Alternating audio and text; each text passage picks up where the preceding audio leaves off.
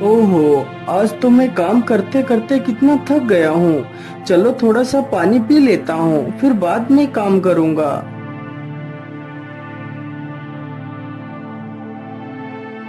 प्रताप तुरंत ही पानी पीने के लिए पेड़ के पास जाता है और घड़े को उठाता है।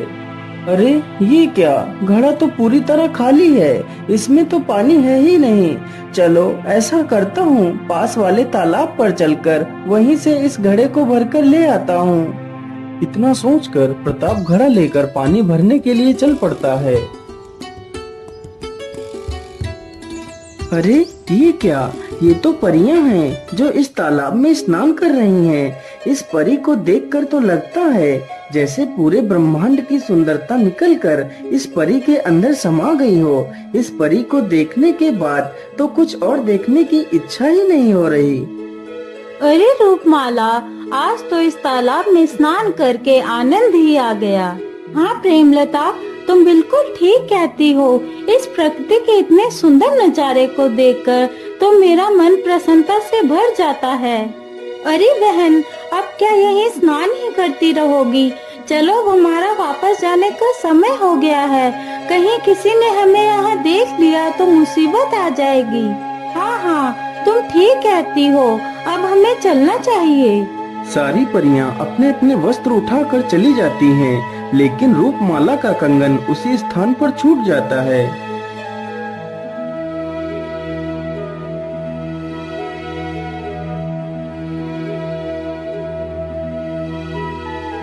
अरे ये क्या, ये कौन सी वस्तु है जो इतना ज्यादा चमक रही है? चलो चलकर देखता हूँ।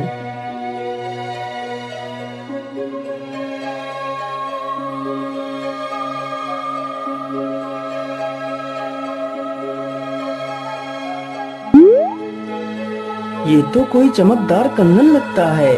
मुझे लगता है यह कंगन जरूर उस सुंदरी का होगा। चलो मैं इसे अपने पास ही रख लेता हूँ।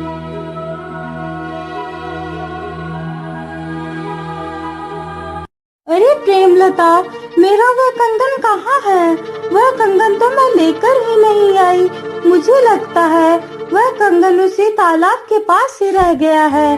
तुम लोग ऐसा करो, सभी लोग परे लोग चलो, मैं जाकर कंगन ले आती हूँ। वह कंगन मेरे माँ की आखिरी निशानी है। इतना कहकर रूपमाला कंगन लेने के लिए चल पड़ती है।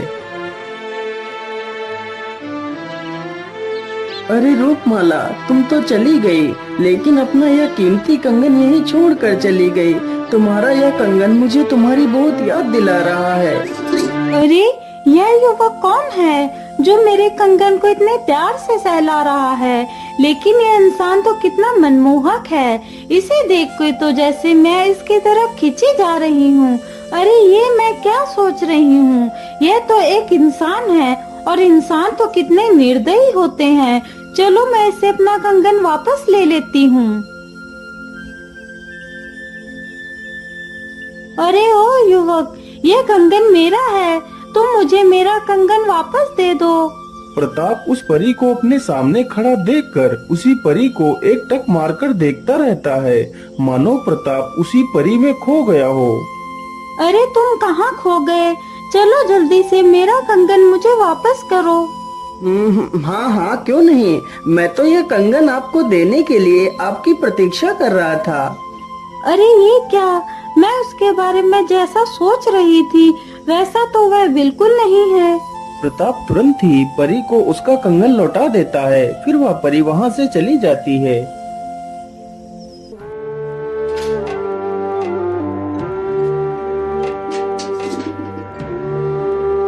क्या करूं, मेरा मन तो कहीं भी नहीं लग रहा है। जब से मैं उस परी से मिला हूँ, तब से मेरी आत्मा तो मानो उसी परी के साथ ही चली गई है। अब मैं क्या करूं? मैं ऐसा करता हूँ, कल उसी तालाब के पास चलकर बैठता हूँ हो सकता है वहाँ चलकर मुझे थोड़ा सा सुकून मिल जाए।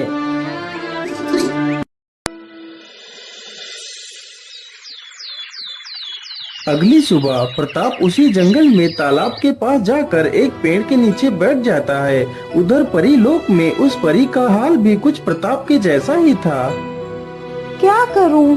जब से उस युवक को देखा है तब से मुझे कुछ भी अच्छा नहीं लग रहा है। मैं ऐसा करती हूँ, कुछ देर के लिए उसी तालाब पर घूमकर आ जाती हूँ।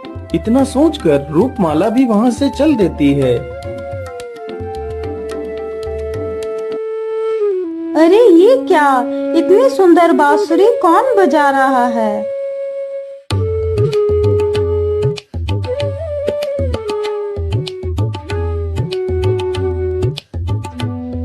अरे ये तो वही युवक है, चलो उसके पास चलती हूँ।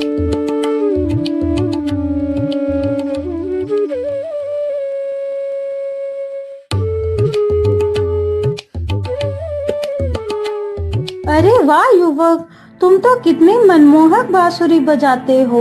तुम्हारा नाम क्या है? अरे आप यहाँ पर कैसे? हाँ, जैसे तुम यहाँ पर आ गए वैसे मैं भी आ गई, लेकिन अभी तक आपने अपना नाम नहीं बताया। मेरा नाम प्रताप है, और वैसे आपका क्या नाम है? मेरा नाम रूपमाला है, प्यार से मुझे लोग रूप बुलाते हैं। इसी प्रकार वे दोनों रोज एक दूसरे से मिलने लगते हैं। अच्छा प्रताप, अब मैं चलती हूँ, मेरा वापस जाने का समय हो गया है। क्या हम लोग कुछ देर और नहीं बैठ सकते? लेकिन प्रताप, मैं तो सुबह से तुम्हारे पास ही बैठी हूँ, अब तो शाम भी होने वाली है, इसलिए मुझे चलना चाहिए। ठीक है रूप, मैं कल तुम्हारा इसी जगह पर इंतजार करूँगा।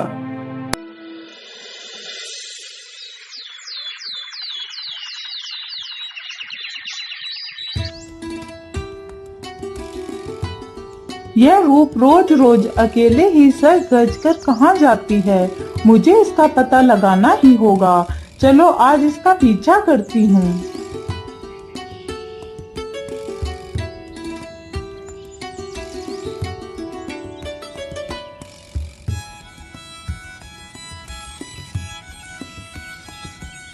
अरे ये क्या, यह रूप किस युवक से मिल रही है?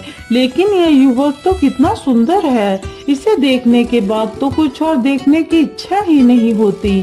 काश कि इस युवक का विवाह मुझसे ही हो जाता, मेरे भाग्य भी बदल जाते।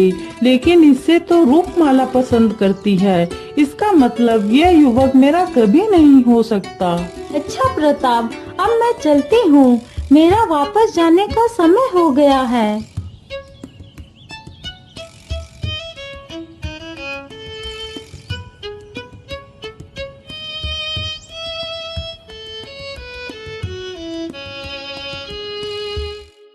चलो मैं इस युवक का पीछा करती हूँ और देखती हूँ आखिर ये इंसान कहाँ पर रहता है।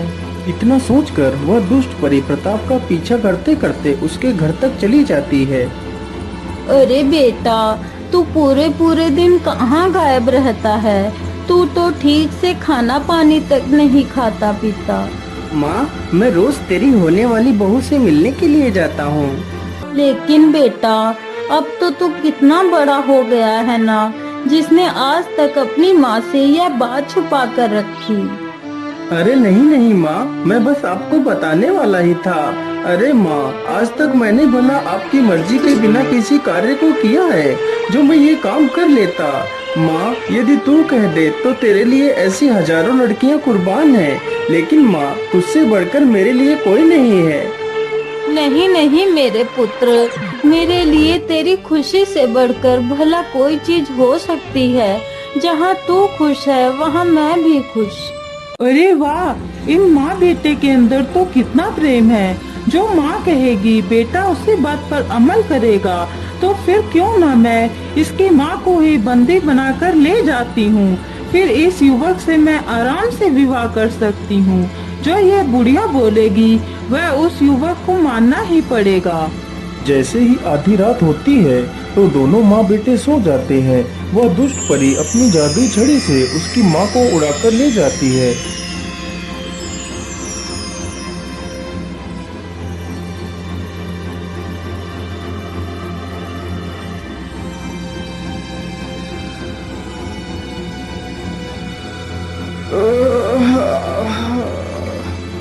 अरे माँ, तुम कहाँ हो? मुझे बहुत जोर की प्यास लगी है। मुझे थोड़ा सा पानी दे दो माँ। अरे माँ, तुम कुछ बोल क्यों नहीं रही? आप कहाँ हो? बेचारा प्रताप अपनी माँ को इधर उधर ढूंढने लगता है, लेकिन उसकी माँ कहीं नहीं मिलती। उधर रूपमाला प्रताप की प्रतीक्षा में उसी पेड़ के नीचे खड़ी थी। अरे, आज इतना समय हो गया, लेकिन अभी तक प्रताप आए क्यों नहीं? वह तो रोज मुझसे पहले ही आ जाते थे। चलो मैं वहीं चलकर देख लेती हूँ, कहीं वह किसी मुसीबत में तो नहीं। रूपमाला जल्दी से प्रताप के घर जाती है तो देखती है प्रताप चुपचाप बैठकर रो रहा है। अरे प्रताप, तुम्हें क्या हुआ? तुम क्यों रो रहे हो? क्या बात है? अरे रूप, मैं तुम्हें क्या बताऊं, आज सुबह से पता नहीं मेरी माँ कहाँ चली गई है। मैंने उन्हें सब जगह ढूंढ लिया, लेकिन वह कहीं नहीं मिली। यदि मेरी माँ को कुछ हो गया तो मैं भी जीवित नहीं रह पाऊंगा। आप शांत हो जाइए प्रताप, मैं अभी आपकी माँ का पता लगाती हूँ कि वह कहाँ पर हैं। रूपमाला तुरंत ही अपनी जादुई छड़ी से उसकी माँ का पता लगाती है।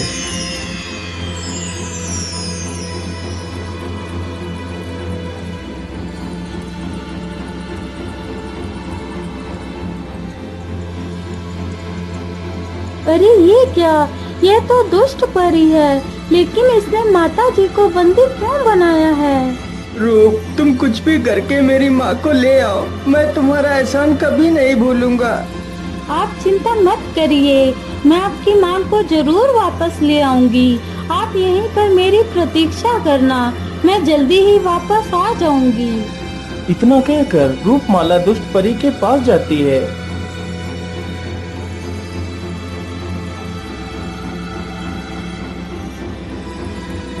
हे दुष्ट परी, आपने बिना किसी वजह के माता को बंदी क्यों बनाया है? तुम तो जानती हो रूप, मैं कभी भी बिना किसी वजह से कोई कार्य नहीं करती। लेकिन तुम्हारा इस प्रकार इन बूढ़ी माँ को बंदी बनाने के पीछे क्या प्रयोजन है? इन्हें छोड़ दीजिए। हाँ हाँ रूपमाला, मैं इन्हें जरूर छोड़ दूंगी, यदि तुम चाहो तो। हाँ हाँ दुष्ट परी, मैं यही चाहती हूँ कि आप इन्हें छोड़ दीजिए। अरे वाह रूप, तुम तो कितनी चालाक हो। मेरी इच्छा जाने बिना ही मैं इन्हें कैसे छोड़ दूं? तो आप क्या चाहती हो? आप इनकी आजादी के बदले मुझसे कुछ भी मांग लो, मैं तुम्हें दे दूंगी, लेकिन इन्हें आजाद कर दो। तो फिर ठीक है, मुझे तुम्हारा प्रताप चाहिए। उसकी जिंदगी से दूर चली जाओ, वह सिर्फ मेरा है। लेकिन तुम ये क्या कह रही हो? मैं तो प्रताप से प्रेम करती हूँ, मैं भला तुम्हें उन्हें कैसे दे सकती हूँ? तो फिर ठीक है, चुपचाप यहाँ से चली जाओ, नहीं तो मैं तुझे भी बंदी बना लूंगी। यदि मैं माता जी को लिए बिना गई तो प्रताप को क्या मुंह दिखाऊंगी? नहीं नहीं, मुझे माता जी को साथ ही ले जाना होगा, चाहे मुझे इसके लिए अपने प्रेम का बलिदान ही क्यों न देना पड़े। ठीक है दुष्ट परी, मैं प्रताप की जिंदगी से चली जाऊंगी, तुम माता जी को छोड़ दो। रूपमाला तुरंत उस बूढ़ी महिला को अपने साथ ले जाती है। अपनी बूढ़ी माँ को देखकर प्रताप खुशी से झूम उठता है। रूपमाला, आज तुमने मुझे दुनिया की सबसे बड़ी खुशी दे दी। मैं तुम्हारा ये एहसान कभी नहीं चुका सकता। रूप, आज मैं तुमसे कुछ कहना चाहता हूँ। बोलिए प्रताप, तुम क्या कहना चाहते हो? रूप, मैं तुमसे विवाह करना चाहता हूँ। अरे नहीं नहीं, मैं तुमसे विवाह नहीं कर सकती। मैं तो तुम्हें सिर्फ अपना एक अच्छा दोस्त समझती हूँ। मैं भला तुमसे विवाह कैसे कर सकती हूँ? अच्छा प्रताप, अब मैं चलती हूँ, मेरा वापस जाने का समय हो गया है। इतना कहकर रूपमाला वापस परीलोक लौट जाती है।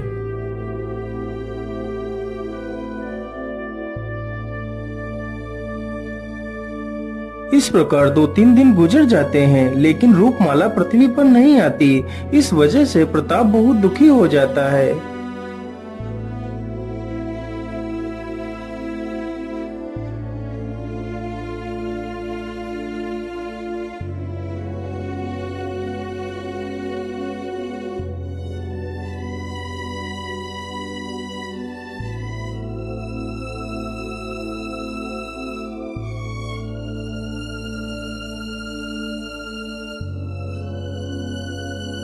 अरे रूप, आजकल तुम इतना दुखी क्यों रहती हो? क्या बात है?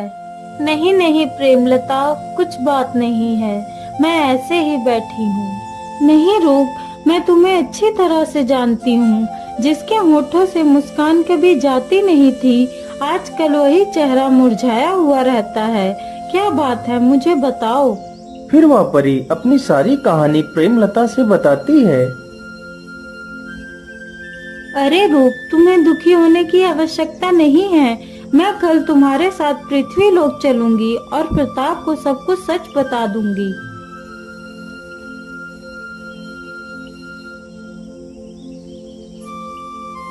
अगले ही दिन दोनों परियां पृथ्वी लोक पर जाती हैं।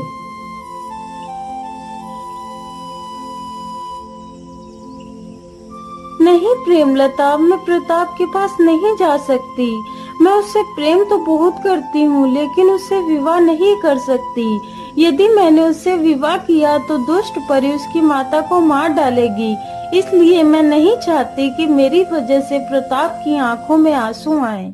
रूपमाला की यह सारी दुख भरी दास्तान प्रताप छिपकर देख रहा था और उससे रहा नहीं जाता। वह तुरंत ही उनके सामने जाकर खड़ा हो जाता है।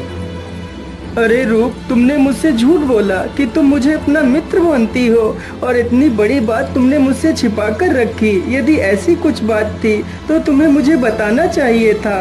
प्रताप, मैं तुम्हारे आंखों में आंसू नहीं देखना चाहती थी। नहीं रूप, हम दोनों मिलकर उस दुष्ट परी से लड़ेंगे। वह मुझसे तुम्हारा प्यार नहीं छीन सकती। अच्छा, तो यहाँ पर वही चल रहा है जो मैं नहीं चाहती थी।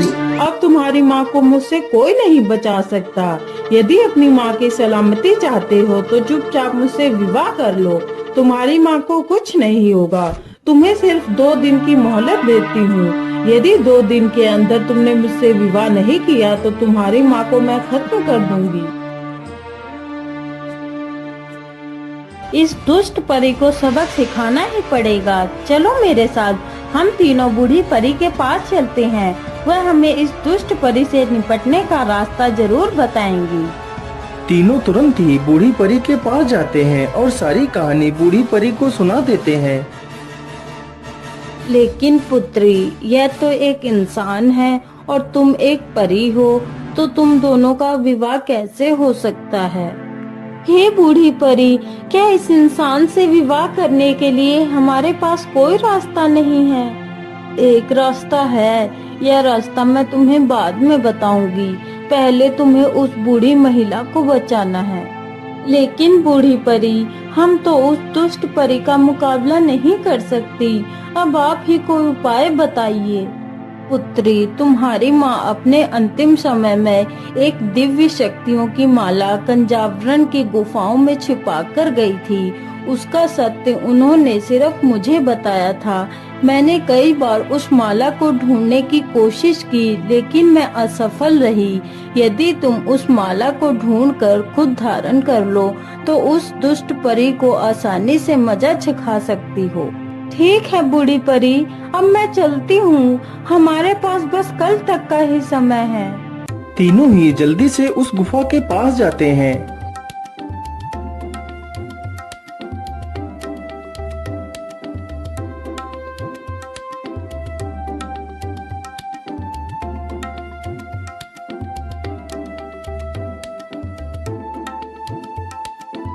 तीनों को माला ढूंढते ढूंढते काफी समय हो जाता है, लेकिन माला कहीं भी नहीं मिलती। अब क्या करें, माला तो कहीं भी नहीं मिली। अरे रूप, हमने पूरी गुफा ढूंढ ली, लेकिन इस पत्थर के पीछे तो देखा ही नहीं। चलो इस पत्थर के पीछे भी देख लेते हैं। परी जैसे ही उस पत्थर को हटाती है तो उस पत्थर के पीछे भी एक सुरंग होती है। अरे रूप, यहाँ पर तो एक और सुरंग है। जरूर वह माला इसी सुरंग में होगी। इतना कहकर तीनों सुरंग में घुस जाते हैं। अरे रूप, उधर देखो, वहाँ पर कोई चमकदार वस्तु है। मुझे लगता है वही दिव्य माला है। चलो चलकर देखते हैं।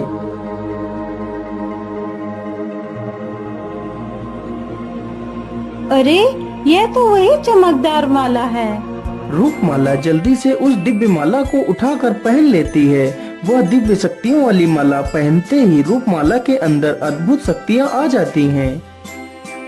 अरे प्रताप, इस माला को धारण करने के बाद तो मेरे अंदर अद्भुत शक्ति का अनुभव हो रहा है। हाँ रूप, अब हमें उस दुष्ट परी के पास चलना चाहिए। इतना सोचकर वह तीनों तुरंत ही उस दुष्ट परी के पास जाते हैं।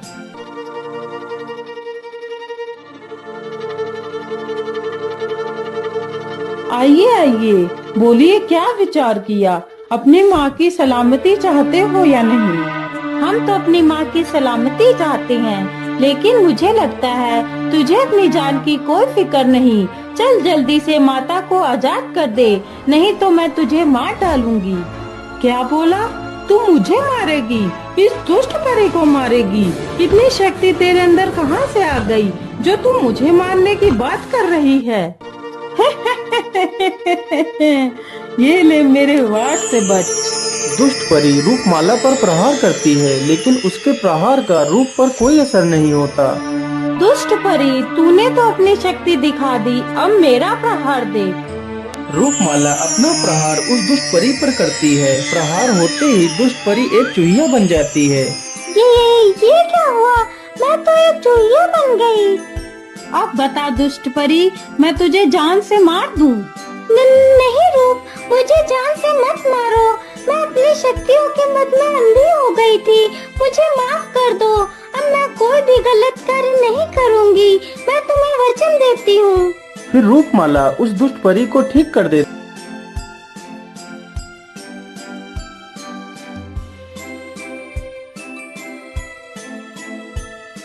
पुत्री, अब तो तुम इस दुनिया की सबसे ताकतवर परी हो। तुम्हारी जब भी इच्छा होगी तो तुम एक इंसान बन जाओगी, और जब चाहोगी एक परी बन जाओगी। तुम इस दिव्य माला को अपने गले में हमेशा पहन कर रखना। फिर रूप अपने मन में एक इंसान बनने की कामना करती है, तो वह तुरंत एक इंसान बन जाती है। उसके पर गायब हो जाते हैं। फिर उन दोनों का विवाह हो जाता है और वह तीनों वापस पृथ्वी लोक पर चले जाते हैं और खुशी खुशी अपना जीवन व्यतीत करने लगते हैं।